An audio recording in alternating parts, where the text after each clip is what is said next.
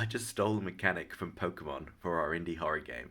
So, Pokemon Yellow was the first video game I ever owned, and it does something that's so cool that I really wanted to include it in our own game. Don't worry, it's not worrying about the batteries running out, but if I could steal that feeling, I totally would.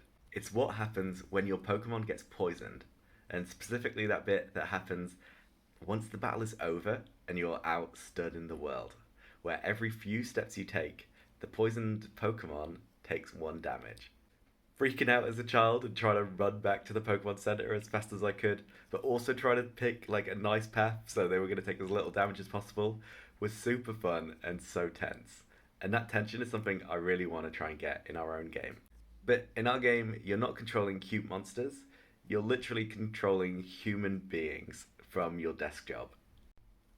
You sit there and you type out commands, and the human you're controlling has to follow them.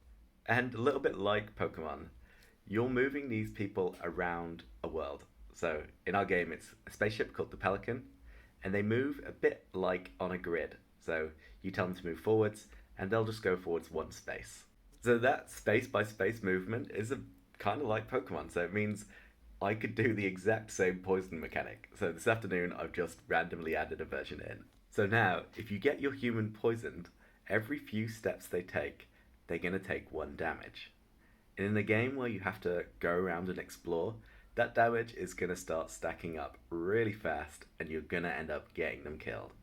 You can try and hunt for a way to cure it, or maybe you've stockpiled some cures and you've got them in your inventory. But you also have a thing in our game where the monster can show up and start chasing you. So imagine trying to run away from this monster while you're also poisoned, so every few steps you're taking is going to do you damage. It's really easily going to like pile up and get you into all sorts of crazy situations.